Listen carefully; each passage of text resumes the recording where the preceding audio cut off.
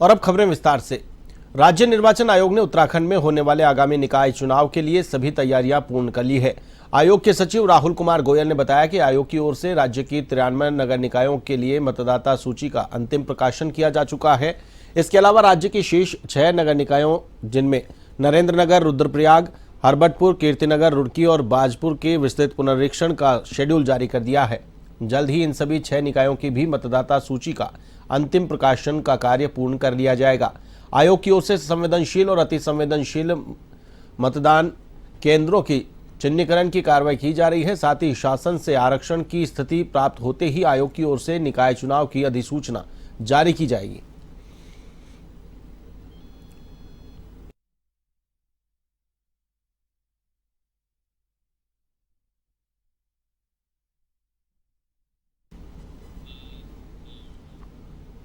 उत्तराखंड के शिक्षा विभाग में शिक्षकों के प्रमोशन को लेकर प्रदेश सरकार सकारात्मक रुख दिखा रही है, जिसमें शिक्षकों के प्रमोशन की समस्या 1 सप्ताह के अंदर समाधान हो सकता है।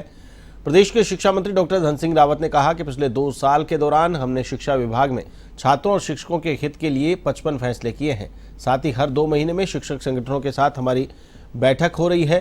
पहली बार ऐसा है कि सरकार के फैसलों का शिक्षक समर्थन कर रहे हैं।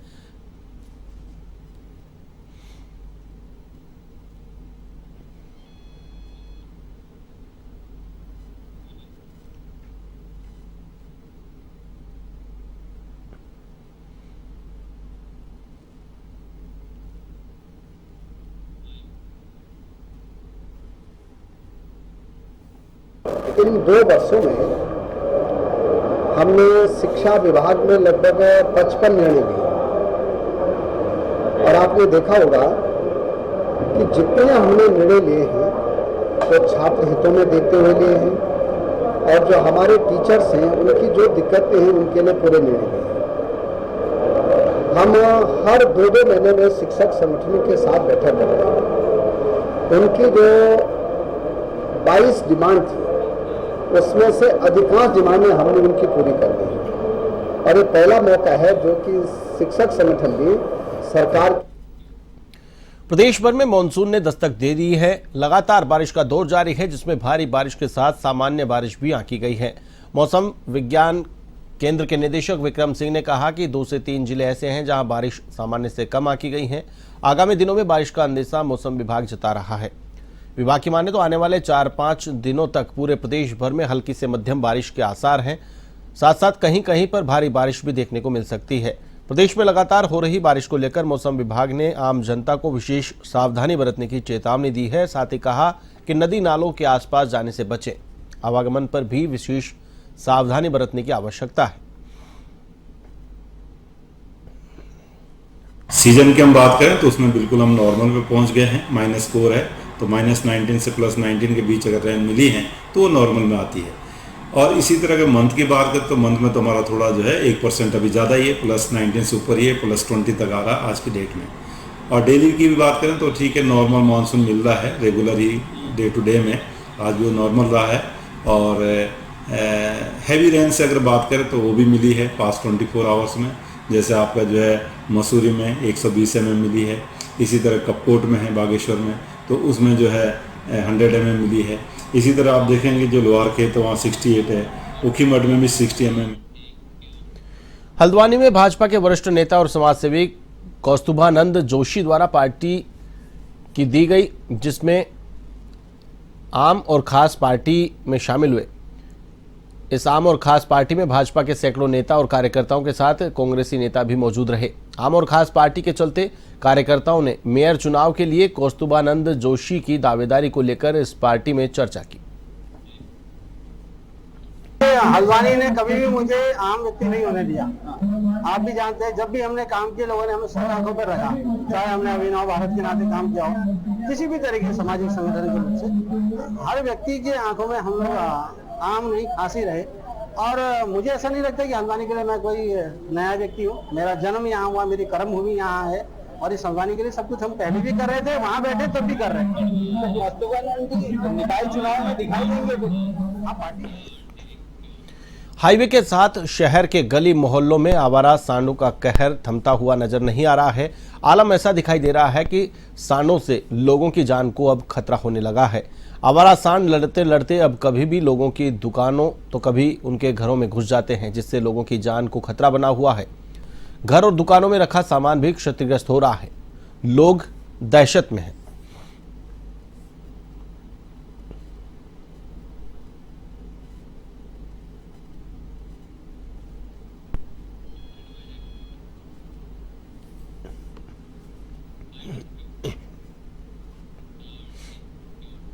आपको बता दें, करोड़ों का बजट पास होने के बाद भी सिर्फ सड़कों के गड्ढे भरे जाते हैं, जिसको लेकर उधम सिंह नगर में कांग्रेस कार्यकर्ताओं ने प्रेस कॉन्फ्रेंस की। वहीं पूर्व विधायक महाजन ने भाजपा सरकार पर निशाना साधते हुए कहा कि मटकोट मार्ग में आए दिन हो रही मौत का जिम्मेदार प्रदेश की भाजपा सरकार है।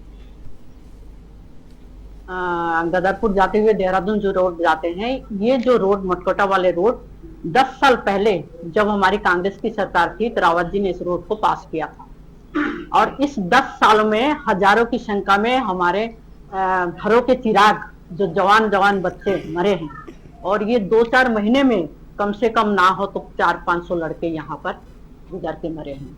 और बेरोजगारी की वजह से जो लड़के दिहाड़ी मजदूरी करने जो जाते हैं, तो आए दिन इस गड्ढे की वजह से, रास्ते के वजह से घर के चिराग हमारे यहाँ से जो है जा रहे हैं। जो घर की जो कंडीशन हो रही है, जिसके बच्चे जा रहे हैं, वही जानते हैं।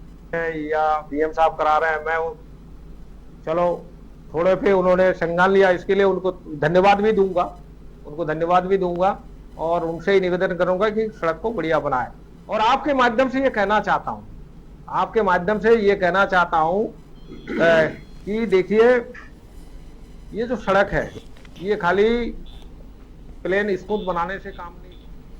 सावन महीने में प्रतिदिन 80,000 से अधिक कांवड़िए नीलकंठ जलाभिषेक के लिए जा रहे हैं। कांवड़ियों की सुरक्षा में लगी पुलिस अपने फर्ज के साथ अतिथि देवो भव का धर्म भी निभाने का प्रयास में जुटी हुई है। कांवड़ियों की सुरक्षा के साथ साथ पुलिस पानी और खाद्य सामग्री भी वितरित करती हुई नजर आ रही है, जो कांवड़ियों के बीच चर्चा का विषय बना हुआ है। एसएसपी लोकेश्वर सिंह का कहना है कि खाकी वर्दी में भी इंसान है और ड्यूटी के साथ पुण्य लाभ कमाना भी सनातन धर्म की परंपरा है।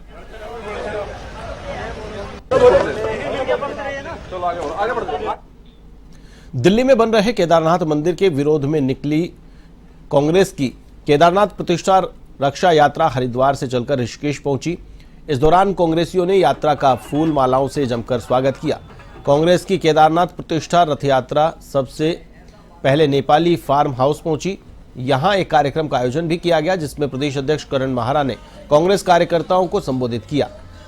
कांग्रेस कार्यकर्ताओं को संबोधित करते हुए प्रदेश अध्यक्ष महारा ने धामी सरकार पर जमकर हमला बोला।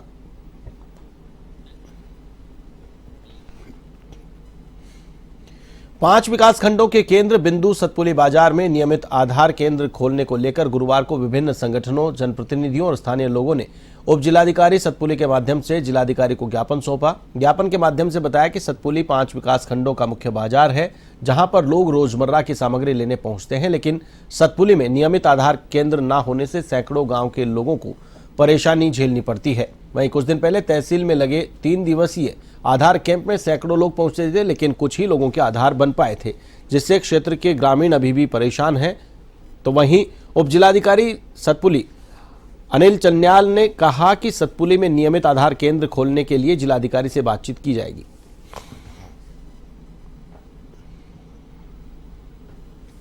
सतपुली व्यापार मंडल और यहाँ के जो जनप्रतिनिधि हैं और अन्य संभ्रांत लोग हैं, उनके द्वारा एक ज्ञापन मुझे दिया गया है और उसमें डिमांड की गई है कि सतपुली में एक तो आधार सेंटर जो है वो परमानेंट होना चाहिए, और दूसरा उनके द्वारा एक डिमांड की गई है कि बंदर इस टाइम पे बाहर से आए हुए हैं, कैसे या तो छोड़ दिए गए हैं और बंदरों की संख्या बढ़ रही है, इस तरह की उनके द्वारा मुझे बताया गया है। तो उनसे कुछ नुकसान व्यापारियों को हो रहा है और उनको बंदरों को यहाँ से पकड़ के अन्यत्र कहीं भेजने की उनके द्वारा। मुख्यमंत्री पुष्कर सिंह धामी ने परेड ग्राउंड देहरादून में 24 जुलाई से 28 जुलाई तक आयोजित होने वाली 22वीं उत्तराखंड राज्य जूनियर और सीनियर बैडमिंटन चैंपियनशिप का शुभारंभ किया। कार्यक्रम के उपरांत मुख्यमंत्री ने खिलाड़ियों से मुलाकात कर उनका उत्साहवर्धन भी किया। मुख्यमंत्री ने सभी खिलाड़ियों का स्वागत करते हुए कहा कि खिलाड़ियों के बीच आकर उनमें हमेशा उत्साह और ऊर्जा का संचार होता है। बैडमिंटन के क्षेत्र में उत्तराखंड राष्ट्रीय और अंतर्राष्ट्रीय स्तर पर अपनी पहचान बना रहा है।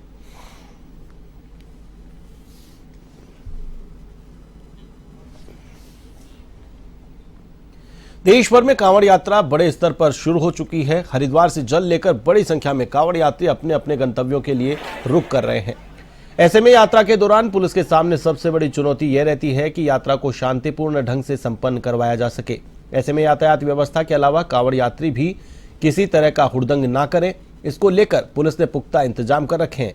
कांवड़ यात्रा के दौरान कुछ यात्री हरिद्वार के अलावा पर्यटन स्थलों पर घूमने के लिए निकल जाते हैं, जिससे कई बार स्थानीय लोगों को परेशानियों का सामना करना पड़ता है। इसीलिए कांवड़ यात्रियों को ऐसी जगहों पर जाने की मनाही है। पुलिस प्रवक्ता आईजी नीलेश आनंद भरने ने बताया कि कांवड़ यात्रा को लेकर हजारों की संख्या में पुलिसकर्मियों की ड्यूटी लगाई गई है और यात्रा में यातायात व्यवस्था के साथ साथ इसी तरह का हुड़दंग करने वाले लोगों पर कार्रवाई भी की जा रही है।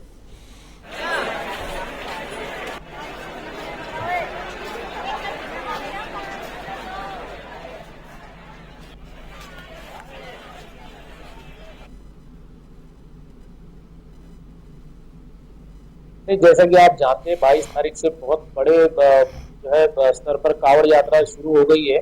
जो कांवड़ यात्रा का स्तर है वो देश में सबसे बड़ी यात्रा के तौर पे इसे जाना जाता है। जो पिछली साल का जो हमारा आंकड़ा था, लगभग 4 करोड़ लोग जो है कांवड़ यात्रा में जो है उत्तराखंड जल लेने के लिए हरिद्वार पहुंचे थे। इस साल 5 करोड़ के लगभग जो लोग आते हैं और ये मुश्किल से 10 दिन के अंदर 5 करोड़ लोग आते हैं। इसको पुलिस बहुत कड़ी मशक्कत से पुलिस जो है इसको मैनेज करती है, जिसमें हमारी लगभग 10,000 से ज्यादा पुलिस फोर्स जो है इसमें लगती है, जिसमें लगभग 15 कंपनी पैरामिलिट्री की लगती है। इसके अलावा हमारी जो उत्तराखंड की पीएसी है ये भी हमारी लगभग 12 कंपनी पीएसी।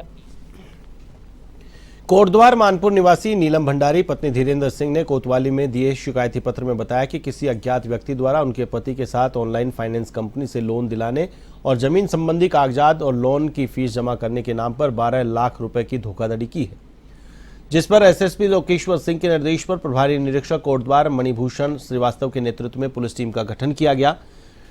टीम ने तत्काल थाना क्षेत्र के संभावित राज्यों दिल्ली, हरियाणा, राजस्थान, गुजरात आदि स्थानों पर तफ्तीश दी और सीसीटीवी कैमरे और सर्विलांस की मदद से उपरोक्त में संलिप्त अभियुक्त गोखलेश भट्ट और विजय कुमार शर्मा को गुजरात से 4 मोबाइल फोन, 1 लैपटॉप और अन्य दस्तावेजों के साथ गिरफ्तार कर लिया।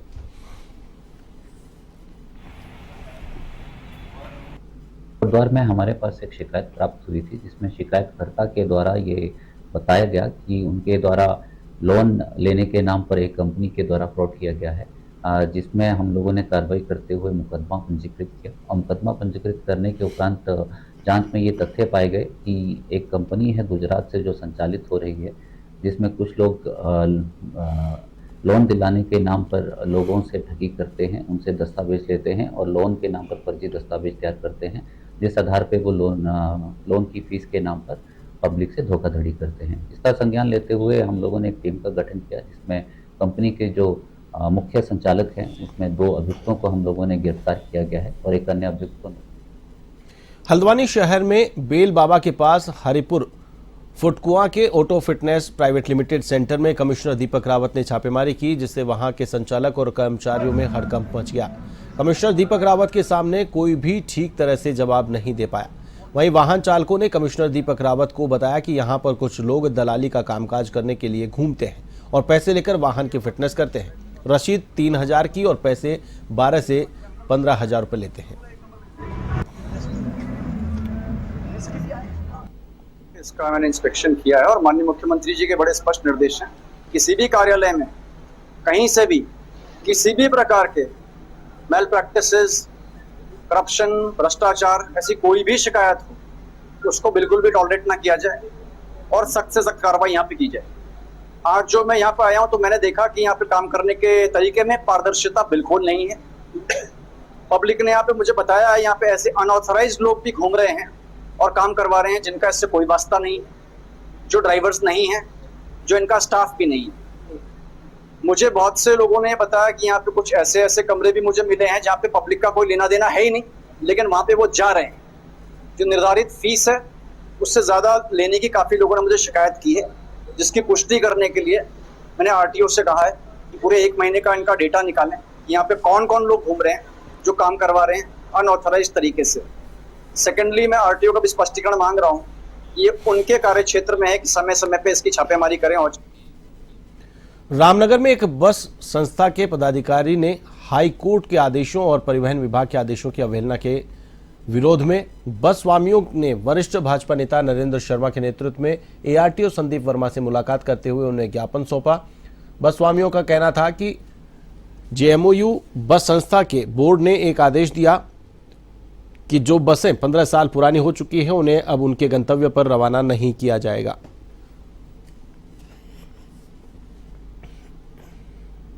ये जीएमओ कंपनी जो है, इसके डायरेक्टर बोर्ड ने 15 साल से अधिक अवधि की जो गाड़ियां हो रही हैं उनके जो है उनको जो है खड़ा कर दिया है, उनको रूट पे चलने से मना कर दिया है। जबकि इस संबंध में जो है उत्तराखंड जो है हाईकोर्ट ने जो है एक निर्णय दे दिया है कि 15 साल से ऊपर की गाड़ियां चलेंगी बरसते उनके पास फिटनेस होगा। लेकिन फिर भी जो है उसके बाद भी जो है ये कंपनी के जो बोर्ड है वो फिर भी जो है गाड़ियों को रूट पे नहीं चलने दे रहा है। इसकी शिकायत को लेकर के हम जो है एआरटीओ रामनगर के पास आए थे। आज ये जीएमओ के कुछ वाहन स्वामी मेरे पास आए थे और इनका कहना था कि जीएमओ संस्था ने इनके 15 वर्ष से ज़्यादा पुराने वाहनों को हटा दिया है रोटेशन से। तो माननीय उच्च न्यायालय ने आदेश दिया था कि कोई भी वाहन की जो आयु सीमा है वो राज्य सरकार निर्धारित नहीं कर सकती। तो इसलिए पूर्व में भी आरटीए पौड़ी ने भी आदेश दिया था कि कोई भी आयु सीमा जो है निर्धारित नहीं है और अगर फिटनेस दी जाती है परिवहन विभाग द्वारा तो वो गाड़ियाँ चल सकती हैं। तो इन्होंने एक ज्ञापन भी हमें प्रस्तुत किया है और उसके आधार पर हम चिट्ठी लिख रहे हैं जीएमओ को। कांवड़ मेले के दौरान एक कांवड़िया सचिन शर्मा हरिद्वार से गंगा में स्नान करते समय नदी के तेज बहाव में बहने व डूबने लगा। कांगड़ा घाट पर एसडीआरएफ टीम के हेड कांस्टेबल आशिक अली, अनिल कोठियाल, प्रदीप रावत द्वारा कड़ी मशक्कत के बाद तैरकर उस व्यक्ति को सुरक्षित बाहर निकाला गया। एसडीआरएफ टीम के हेड कांस्टेबल आशिक अली टीम के साथ अब तक 14 कांवड़ियों को बचा चुके हैं।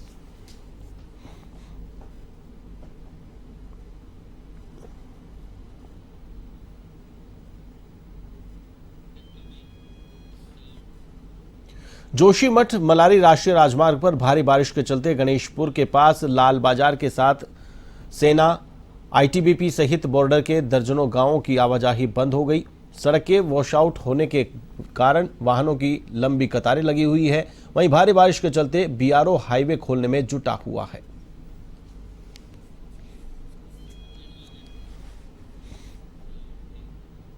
केदार घाटी में लगातार बारिश होने के कारण भूस्खलन होने की घटनाएं बढ़ गई हैं, जिससे आए दिन केदारनाथ हाईवे फाटा के निकट डोलिया देवी में मलबा आने के कारण बंद हो रहा है, जिस कारण यात्रियों को परेशानियों का सामना करना पड़ रहा है। हाईवे पर यात्रियों को सुरक्षित स्थानों पर रोका गया है और साथ ही एनएच की ओर से हाईवे को खोलने के प्रयास किए जा रहे हैं। रुद्रप्रयाग प्रशासन ने भी यात्रियों से अपील की है कि मौसम साफ होने पर ही धाम की यात्रा पर निकलें।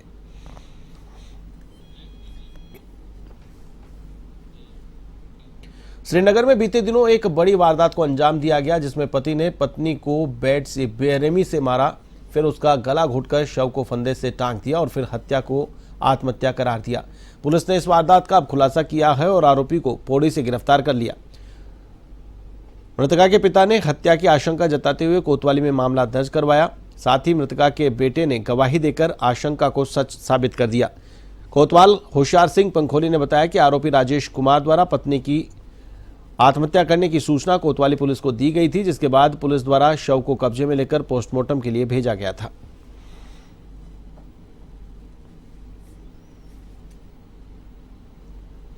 थाना श्रीनगर में एक महिला का शव घर के सीलिंग फैन से लटकता हुआ बरामद किया गया था, जिसमें पुलिस के द्वारा आईपीसी की धारा 306 में मुकदमा पंजीकृत किया गया था। इसमें जांच करने के उपरांत अब पोस्टमार्टम करने के उपरांत ये तथ्य प्रकाश में आए कि इस महिला का हत्या इसके पति के द्वारा ही की गई थी और हत्या करने के उपरांत इस शव को सीलिंग फैन से लटका दिया गया था। इसमें धारा को परिवर्तित करते हुए आईपीसी की धारा 302 में इस को पंजीकृत किया गया और अभियुक्त को श्रीनगर की पुलिस के द्वारा गिरफ्तार किया गया। राजधानी देहरादून के परिवहन विभाग ने ओवरलोडिंग करने वाले वाहनों पर सख्ती शुरू कर दी है, जिसमें बस और ऑटो में ओवरलोडिंग कर स्कूली बच्चों को ले जाने वाले वाहन चालकों पर शिकंजा कसा जा रहा है। परिवहन अधिकारी शैलेश तिवारी ने बताया कि 2 दिन के लिए एक बड़ा अभियान चलाया गया, जिसमें सभी के पेपरों की जांच की गई और उनके मानक भी जांचे गए। साथ ही अभिभावकों से भी अनुरोध किया है कि ओवरलोडिंग गाड़ियों में अपने बच्चों को ना भेजें, वहीं टैक्स बचाने के चक्कर में प्राइवेट वाहनों को भी कमर्शियल के रूप में प्रयोग ना करें।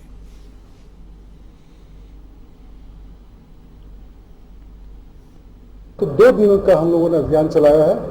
कल हमारा फर्स्ट डे था, उसमें लगभग 80 गाड़ियों के चालान हुए हैं और 4 गाड़ी सीज भी हम लोगों ने किया है। इसमें विशेष फोकस जो हम लोग करते हैं गाड़ी की फिटनेस पे, गाड़ी में फर्स्ट एड बॉक्स है कि नहीं, फायर एक्सटिंग्विशर लगा है कि नहीं, और जहां तक आपने बात की ओवरलोडिंग की, ओवरलोडिंग भी इंपॉर्टेंट चीज होता है। आप देखेंगे आरसी में मेंशन होता है कि कितने में वो गाड़ी पास है, कितने लोगों को ले जा सकती है। कई बार शिकायतें मिलती है कि उसमें क्षमता से अधिक बच्चों को बैठाया जाता है और क्षमता से अधिक बच्चे अगर बैठे हुए हैं तो उसमें दुर्घटना की। जिला विधिक सेवा प्राधिकरण भवदीप रावते द्वारा न्यायिक बंदी गृह लोहाघाट का निरीक्षण किया गया। वरिष्ठ सहायक समीर कुमार चौधरी ने बताया कि सचिव द्वारा बंदियों से उनके खानपान, निःशुल्क अधिवक्ता प्रदान किए जाने व स्वास्थ्य के बारे में जानकारी ली गई। इसके अतिरिक्त सचिव द्वारा बंदी गृह में स्थापित लीगल एंड क्लिनिक का निरीक्षण कर रजिस्ट्रों का अवलोकन किया गया एवं क्लिनिक में नियुक्त पैनल को निर्देशित किया गया कि वह क्लिनिक में रजिस्ट्रों का रखरखाव उचित रूप से करें। साथ ही माननीय राज्य विधिक सेवा प्राधिकरण नैनीताल द्वारा प्रदत्त सरल कानूनी ज्ञानमाला पुस्तकों का भी वितरण किया गया। नए कानूनों के तहत तो पुलिस के लिए जो ऑनलाइन एफआईआर है, जीरो एफआईआर है, उसके लिए नए रजिस्टर बनाने हैं, नया उसका रिकॉर्ड रखना है। तो उसी बारे में था कि नए कानूनों के तहत पुलिस ने इस तरह की व्यवस्था कर ली है, नहीं कर ली है। महिलाओं के मामले हैं, उसमें काउंसलिंग करवा रहे हैं, नहीं करवा रहे हैं, क्या व्यवस्था है। इसके अतिरिक्त हिट एंड रन के जो मामले हैं उसमें घायल और जो मृतक हैं उनको 50,000 से लेकर 2,000 रुपये तक की जो सहायता राशि है उसके बारे में जानकारी दी जा रही है, नहीं जा रही है। इन्हीं सब बिंदुओं पे आज जो है थाने का औचक निरीक्षण किया गया था, जिसमें संतोषजनक व्यवस्थाएं पाई गई हैं और हिदायत दी गई कि उत्तराखंड के दिनेशपुर में प्रेस क्लब द्वारा दुर्गा मंदिर स्वास्थ्य केंद्र थाना परिसर में कई पौधारोपण कर उनके संरक्षण का संकल्प लिया गया, जिसमें हरेला पर्व सप्ताह के तहत एक पेड़ मां के नाम अभियान जारी है। क्लब के अध्यक्ष दुलाल चक्रवर्ती ने बताया कि हरेला सप्ताह के तहत प्रेस क्लब द्वारा नगर व क्षेत्र के गांवों में सार्वजनिक स्थलों पर 500 पौधे रोपण का लक्ष्य रखा गया है, जिनमें 370 पौधे अब तक लगाए जा चुके हैं। वहीं थाना अध्यक्ष नंदन सिंह रावत ने बताया कि वृक्षारोपण कार्यक्रम बेहद सराहनीय है। जैसे स्वच्छ पर्यावरण धरती पर हरियाली पेड़ पौधों पर निर्भर करती है, वैसे ही इंसान का जीवन स्वच्छ पर्यावरण पर निर्भर करता है।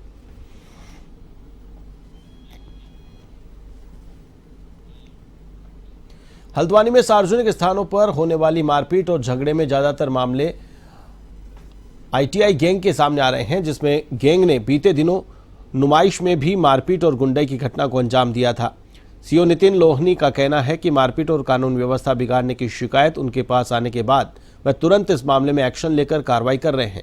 साथ ही वीडियो फुटेज के माध्यम से चिन्हित कर तुरंत गुंडाई करने वालों की गिरफ्तारी की कार्रवाई की जा रही है। अब तक 10 लोगों को पकड़ा गया है।